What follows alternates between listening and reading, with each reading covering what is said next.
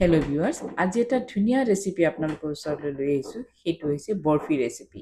ৰক্ষা বন্ধন special recipe. এই ৰেচিপিটো সকলো ধৰণৰ মানুহে মানুহেই এই ৰেচিপিটো বনাই খাব পাৰিব। কিয় জানেনে? একদম ঘৰতে থকা বস্তু দি আপোনালোকৰ এই ৰেচিপিটো মই বনাইছোঁ। আপোনালোকৰ কাৰণেই বনাইছোঁ যাতে সকলোৱে এই ৰেচিপিটো বনাব পাৰে। বজাৰত এতিয়া জুই চাই দাম। ৰক্ষা বন্ধন বুলি কোৱাৰ লগে লগে বজাৰত মিঠাইৰ দাম বহুত হৈ যায়। সেইকাৰণে আপোনালোকে ঘৰতে এই ৰেচিপিটো বনাই ৰক্ষা বন্ধন উৎসৱটো পালন কৰিব। একদম ধুনীয়া এটা ৰেচিপি, ঘৰতে থকা বস্তু দি বনাইছোঁ। আহকচোন কেনেকেনো বনাইছোঁ, ভাল লাগিলে এটা লাইক কৰিব আৰু লগতে মোৰ চেনেলটো ছাবস্ক্ৰাইব কৰি ল'ব। আৰু যিসকলে ফেচবুক ফ্ৰেণ্ড তেওঁলোকে মোৰ ফেচবুকটো ফ'ল' কৰি ল'ব। তাৰ কাৰণে কি লাগিব জানেনে? একদম আপোনালোকৰ পাকঘৰতে আছে। সেইটো হ'ল মগুৰ দালি। মগুৰ দালি মেজাৰমেণ্ট কাপি দি 1 কাপ লৈ ভালকৈ ধুই লৈছোঁ। ধুই লৈ মই এইটো কি কৰিছোঁ, অকণমান ভালকৈ ধুই লৈছোঁ। ধুই লৈ পানীখিনি ভালকৈ টুকি লৈ মই এটা ট্ৰে লৈছোঁ। ট্ৰেখনত ভালকৈ মই মেলি দিছোঁ। ৰ'দত দিব নালাগে, ঘৰৰ ভিতৰতে 1-1.5 ঘণ্টামান 1 ঘণ্টামান ফেনত দি থ'ব। একদম ধুনীয়াকৈ ইয়াৰ গাৰ পৰা পানীখিনি নোহোৱা হৈ যাব। ঠিক পানীখিনি যেতিয়া এনেকৈ নোহোৱা হৈ যাব, তেতিয়া নেক্সট ষ্টেপ আমি ষ্টাৰ্ট কৰিম। একদম ধুনীয়া এটা ৰেচিপি। চাওক, এতিয়া পানীখিনি লাহে লাহে শুকাই আহিছে, দেখিছেনে? মই 1 ঘণ্টামান সময় এনেকৈ ফেনৰ তলত থৈ দিছিলোঁ। এতিয়া আহক গেছত যাওঁ। গেছত মই এখন ফ্ৰাই পেন বা কেৰাহী যিকোনো এটা বস্তু হ'লেই তাতে আপোনালোকৰ এইটো ৰেচিপিটো হৈ যাব। এইটো কোনো ফ্ৰাই পেন বা কোনো নন ষ্টিকৰ কোনো দৰকাৰ নাই। এতিয়া চাব যে এই গোটেইখিনি 1 কাপ মই মেজাৰমেণ্ট কাপি দি 1 কাপ মগুৰ দালি লৈ ভালকৈ কম জুইত ধুনীয়াকৈ ভাজি লৈছোঁ। ভালকৈ ভাজি ল'ব লাগিব যাতে ইয়াৰ গাত পানী নাথাকে আৰু ধুনীয়াকৈ এটা ৰংচোৱা ভাৱ। ইমানো ৰংচোৱা কৰিব নালাগে, একদম যাতে শুকাই যায় আৰু ভাজা ভাজা হৈ যায়। এতিয়া চাওক, পানীখিনি শুকাই গৈছে। শুকাই গৈ এতিয়া জুইকুৰা মই কি কৰিছোঁ, ইমান দেৰি মই হাইতে দিছিলোঁ। পানীখিনি যেতিয়া শুকাই গ'ল, এতিয়া মই অলপমান কমাই দি মিডিয়ামতকৈ অকণমান কমাই দিছোঁ। কমাই দি এতিয়া ভাজি আছোঁ। এনেকৈ ভাজি ভাজি ভাজি ভাজি একদম যেতিয়া ভাজা হৈ যাব, তেতিয়াহে মই নেক্সট ষ্টেপ কৰিম। চাব, ষ্টেপবিলাক মনত ৰাখিব, কোনটোৰ পিছত কোনটো। এতিয়া চাওক কি ধুনীয়াকৈ হৈ গৈছে, দেখিছেনে? একদম ভাজা ভাজা হৈ গৈছে। এতিয়া মই কি কৰিম, অকণমান ঠাণ্ডা হ'ব দিছোঁ। ঠাণ্ডা হোৱাৰ পাছত মই কি কৰিছোঁ, মিক্সাৰ জাৰত দি একদম পাউডাৰ ফৰ্মত আনি লৈছোঁ। চাওক, একদম পাউডাৰ ফৰ্মত আনি লৈছোঁ। এনেকুৱা পাউডাৰ হ'ব লাগিব। চাওক, দেখিছেনে?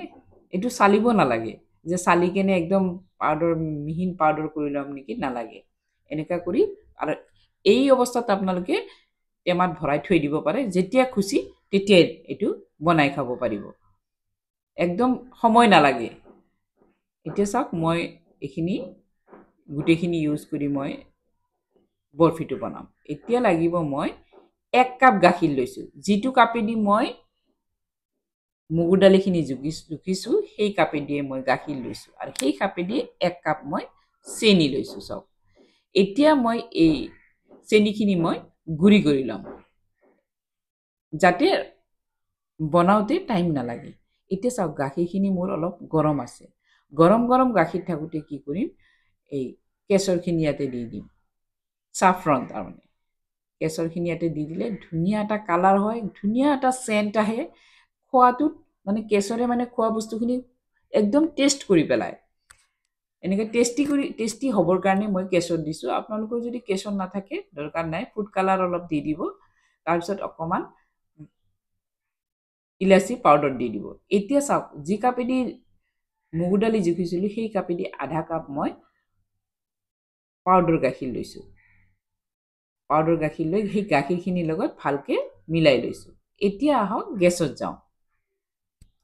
গেছত এখন কেৰাহী বহাই দিব, যিকোনো কেৰাহী হ'লেও হ'ব, এটা নন ষ্টিক বুলি কোনো কথা নাই। এতিয়া মই 1/2 কাপ মই ঘি লৈছিলোঁ, কিন্তু 1/2 কাপ ঘি নিদি মই আৰু অলপমান কমাই দিলোঁ। যিহেতু অতিমাত্ৰা ঘি খোৱাও বেয়া, সেইকাৰণে মই ঘিটো 1/2 কাপতকৈ অলপ কমাই দিলোঁ। এতিয়া যেতিয়া গৰম হৈ গৈছে ঘিখিনি, তেতিয়া মই মগুৰ দালি পাউডাৰখিনি তাতে দি দিলোঁ। দি ভালকৈ লৰাই ল'লোঁ আৰু এনেকুৱাকৈ ভাজিম যাতে ধুনীয়াকৈ ঘি আৰু মগু দালিৰ পাউডাৰখিনি ধুনীয়াকৈ মিলি যায় আৰু এটা ৰংচোৱা ভাৱ আহে, ধুনীয়া এটা কালাৰ আহে। সেই কালাৰখিনি অহালৈকে মই ধুনীয়াকৈ ভাজি ল'ম। একদম অলপ সময় লৈ জুইকুৰা অলপমান কমাই দিব, কমাই লৈ অলপ সময় লৈ এইখিনি ভাজোঁতে অলপ সময়, কাৰণ কিয় জানেনে, এইখিনি যদি অলপ পুৰি যায় তেতিয়াহ'লে কালাৰটো ডিছকালাৰ হৈ যাব আৰু সোৱাদতো 19-20 হৈ যাব। খোৱা খাওঁতেও ভাল নালাগিব, পুৰা বস্তু সোৱাদ একদম বেয়া। সেইকাৰণে যাতে নুপুৰে সেইটোৰ প্ৰতি লক্ষ্য ৰাখি জুইকুৰা অলপমান বৰা দুটা দি ধুনীয়াকৈ ভাজি নেক্সট ষ্টেপ মই আৰম্ভ কৰিম। এতিয়া চাওক, যেতিয়া ভাজা হৈ গৈছে, ৰংচোৱা এটা ভাৱ আহিছে, গাখীৰ আৰু মিল্ক পাউডাৰ বা গাখীৰৰ পাউডাৰ মিক্স কৰি থৈছিলোঁ, কেশৰ মিক্স কৰি থৈছিলোঁ, সেইখিনি ইয়াতে দি দিলোঁ। একদম সহজভাৱে বনাবলৈ চেষ্টা কৰিছোঁ। এতিয়া এই যে চেনিখিনি গুড়ি কৰি থৈছিলোঁ সেইখিনি দি দিছোঁ। ভালকৈ এতিয়া মই লৰাই ল'ম। লৰাই একদম এটা ডো ফৰ্মত আনিম। এটা কথা জানেনে, আপোনালোকে নিশ্চয় জানিছে যে ফৰিদাছ কিটচেন মানে সহজ ৰেচিপি। একদম সহজভাৱে দেখাবলৈ মই চেষ্টা কৰোঁ যাতে সকলোৱে বনাব পাৰে। সকলোৱে বনাব পৰাকৈ মই বনাওঁ।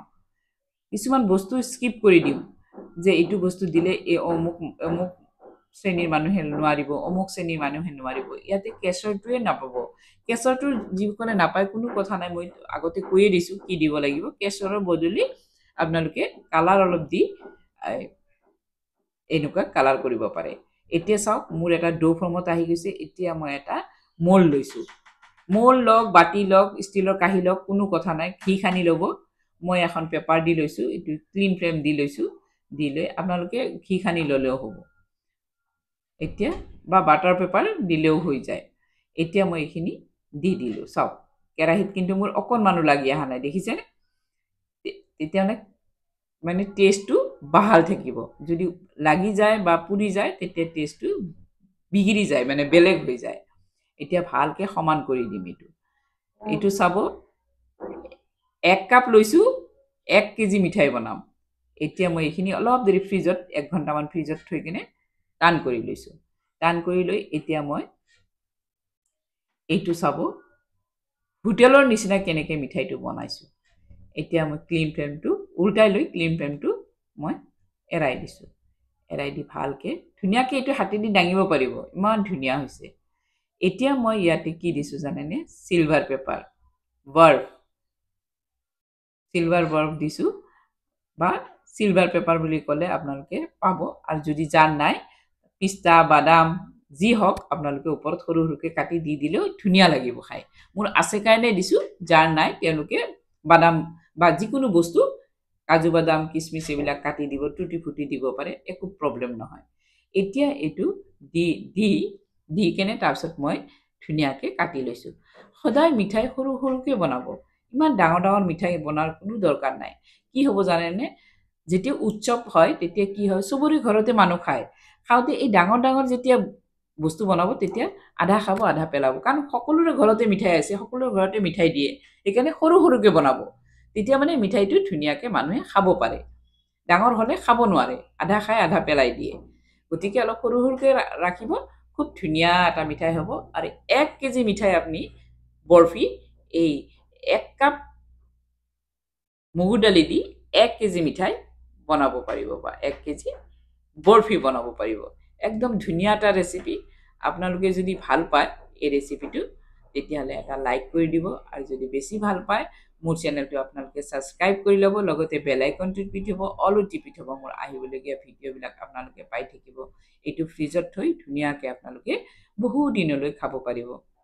আৰু যিসকলে ফেচবুকত চাই আছে তেওঁলোকে মোৰ ফেচবুকটো ফ'ল' কৰি ল'ব। Thank you. এতিয়া কেশৰ ওপৰত দি পৰিৱেশন কৰিব।